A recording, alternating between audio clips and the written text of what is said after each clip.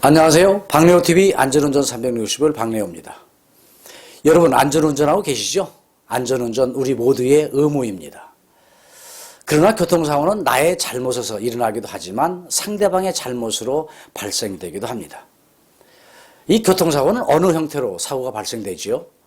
그것은 도로에서 운행하는 자동차와 보행자, 자동차와 어떤 물체와의 충돌, 또는 자동차끼리의 충돌로 인해서 생긴 것을 말하는 것이고, 이 사고는 보행자와 자동차가 서로 교통하는 과정에서 도로뿐만 아니라 아파트 단지, 학교 운동장, 농장 등에서 자동차와 충돌해서 사람이 다치거나 물적 피해가 발생된 것을 말하지요. 이와 같은 교통사고는 여러 형태로 분류해 볼 수가 있습니다. 이 분류라는 것은 인적 피해, 즉 사람이 다치는 교통사고인 인적 피해 사고와 자동차와 같은 물건만 망가지는 재산상의 피해가 있는 물적 피해 사고로 분류가 됩니다. 인적 피해 사고는요, 사람이 다치거나 사망, 경중에 따라서 구분하게 됩니다. 그것은 사망 사고가 있고요. 또 부상을 당한 경우에는 세 가지로 분류가 되는데, 먼저 중상 사고로 분류되는 것은 의사의 진단 결과 그 환자가 3주 이상의 치료가 필요하는 부상을 말하는 것입니다. 다음으로는 경상사고가 있습니다. 경상이라고 하는 것은 5일 이상 3주 미만의 치료를 받아야 하는 환자를 말하는 것이고, 또한 교통사고로 5일 미만의 치료가 필요하는 상태는 그 부상신고 사고라고 분류하고 있고요. 이에 따라서 사고를 낸 운전자에 대한 벌점을 주게 되는 것입니다. 운전자 벌점은요, 사망사고 경우에는 90점, 중상자가 있는 경우에는 15점, 경상사고는 5점, 부상신고사고는 운전자한테 벌점이 2점이 부과가 됩니다. 이 벌점은 피해자 한 명당이라는 것도 알아두시기 바랍니다.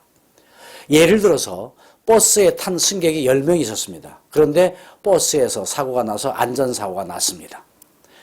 이때 3명은 중상사고를 입은 환자가 있었고요. 7명이 경상치료를 받아야 되는 중상사고가 있었습니다. 이 중상이 15점이니까 3명이라고 그랬죠. 그러니까 45점이 되겠죠. 경상 5점이죠. 7명이 있었으니까 35점, 합하면 80점. 벌점이 한꺼번에 한 사고로 인해서 80점이나 되어버렸습니다. 이 버스 운전자께서는 운전면허 정지 80일이 되는 것이죠. 참고하십시오.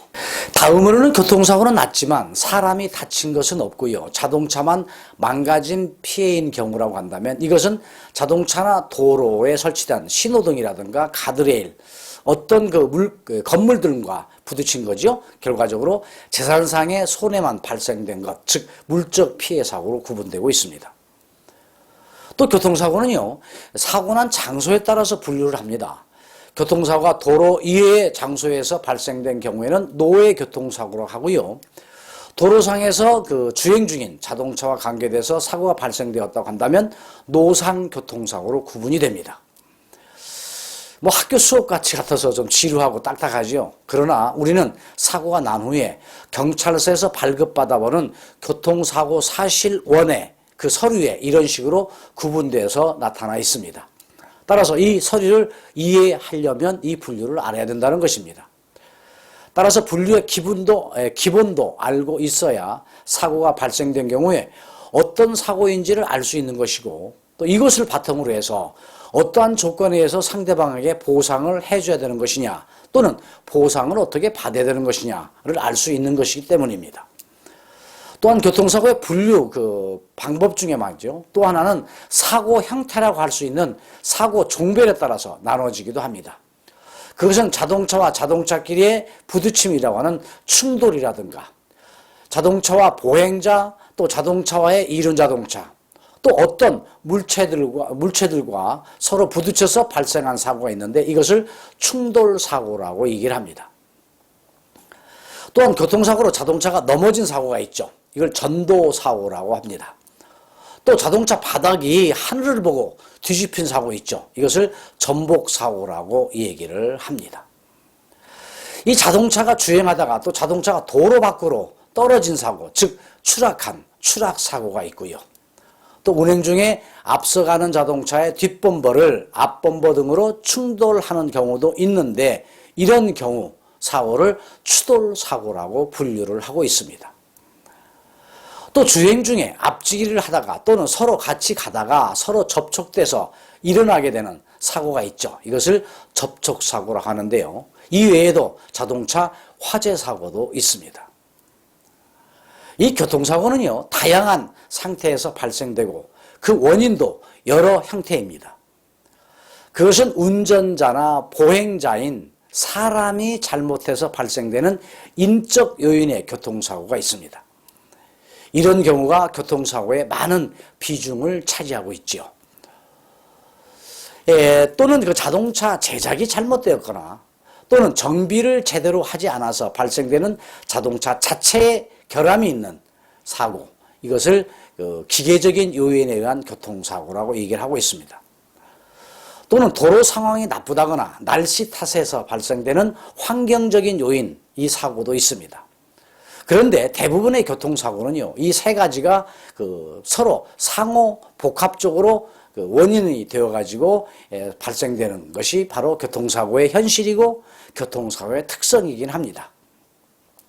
결론적으로 보면 교통사고 대부분은요, 사람의 잘못으로 발생되는 사고 자체가 제일 많다는 것입니다.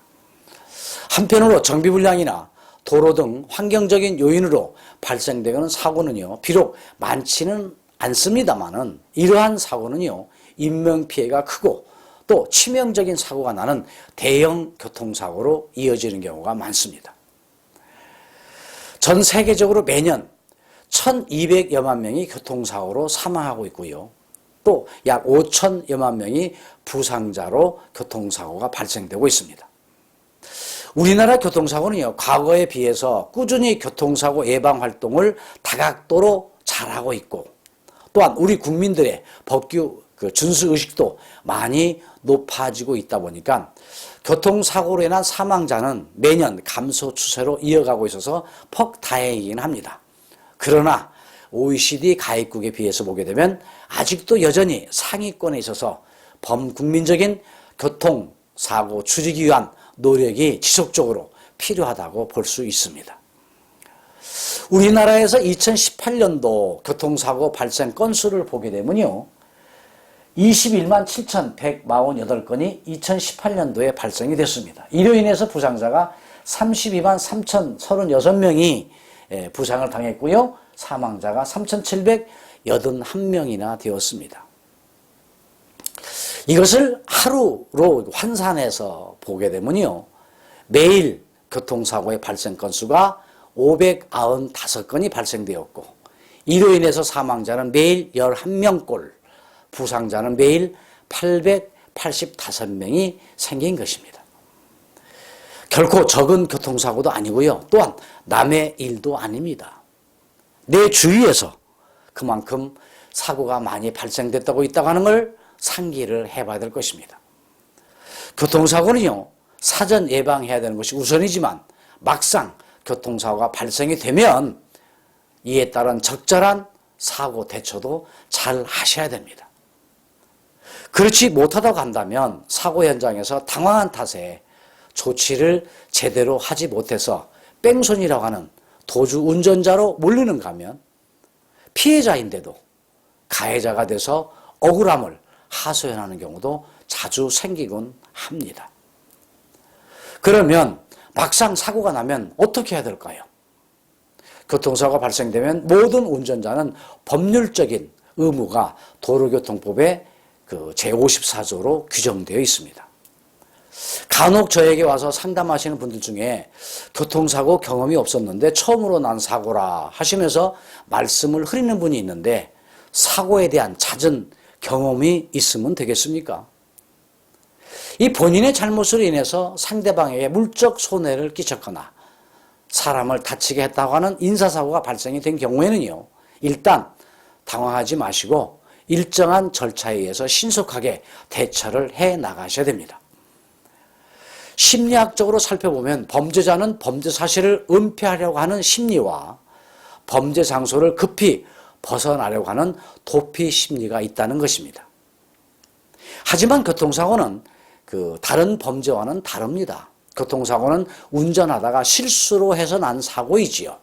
그래서 업무상 과실로 인한 사고라고 하는 것이기 때문에 사고가 발생되면 당황하지 말아야 하는 것이 우선입니다. 사고에 놀라서 또는 이로 인해서 신변에 크나큰 문제로 번져나가는 것 아닌가 하는 걱정이 앞서서 사고 현장에서 일단 피해보려고 도망가버리는 도주행위가 되어서는 결코 안 될 것이고, 또한 사고 내용을 축소시켜서 어떻게 줄여볼까 하는 생각도 버리셔야 됩니다. 차분하게 대처해 나가면 그 사고는 해결될 수 있습니다. 이런 경우 대비해서 자동차 종합보험도 가입해 놓은 거 아니겠습니까? 일단 사고가 나면 어떻게 해야 될까요? 제일 먼저 사고 즉시 자동차를 세우는 것입니다. 처음 교통사고를 내거나 당하는 운전자 입장에서는 당황하게 되는 것도 이해가 되고, 순간적으로 법적 처벌까지 연상되다 보니까 심리적인 불안을 느끼게 되겠지만, 교통사고가 발생되면 운전자는 자동차 주행을 즉시 멈추고 사고로 인한 부상자가 없는가를 먼저 살펴보고, 부상자가 있으면 곧바로 119에 연락해서 부상자를 후송 조치를 해야 합니다. 처음 경험하는 교통사고이기 때문에 불안하고 걱정되다 보니까 사고 현장을 벗어나거나 또 마침 보는 사람이 아무도 없구나 해서 도주한다고 한다면 뺑소니 운전자가 되어서 특정범죄 가중 처벌까지 받게 돼서 더욱 난감하게 되는 것입니다. 간혹 도주 의사는 없었는데도 피해자 구호 조치를 잘못하거나 자동차의 불필요한 이동으로 뺑소니로 오인되어서 뺑소니로 몰리는 경우가 있을 수 있기 때문에 사고 현장에서 오해받는 행동이 되지 않도록 주의하는 것 또한 매우 중요한 것입니다. 뺑소니는 어떤 경우가 뺑소니가 되는 것이고, 뺑소니로 몰리는 경우는 어떤 것인가, 또 뺑소니 사례는 어떤 것이 있는가, 이러한 것들은요, 박래호TV 안전운전 360을 다음 편에서 또 자세하게 말씀드리도록 기약을 해봅니다. 일단 교통사고가 나게 되면 즉시 자동차를 세우고, 특히 부상자가 있게 되면 가급적 빨리 조치를 하십시오. 그리고 여기에서 혹시나 뒤따르는 자동차가 나타나서 그 사고 사실도 모르고 질주해 오다가 충돌하는 2차 사고를 예방해야 됩니다. 그렇기 때문에 이때는 고장 삼각 표시대를 꼭 설치하는 것도 잊지 않도록 해야 됩니다. 사고가 난 그 순간 당황한 나머지 도로를 왔다 갔다 하다가 보면 다른 자동차에 의해서 제2의 사고가 발생되고 있기 때문에 안전에 특히 조심해야 됩니다. 얼마 전에도 인천공항고속도로에서 캄캄한 밤에 사고가 발생되는데, 그 당시 운전한 운전자는 한참 활동하고 있었던 여배우였던 거 여러분 알고 계시나요? 이 운전자가 사고에 대한 내용에만 정신이 팔리다 보니까 차에서 내려서 자기 차 뒤쪽으로 가던 중에 이때 마침 고속도로를 질주하던 택시에 충돌해서 목숨을 잃게 된 정말 안타까운 사고 사실도 있었습니다. 제2의 사고가 발생되지 않도록 해야 되는 것 꼭 염두에 두시고요.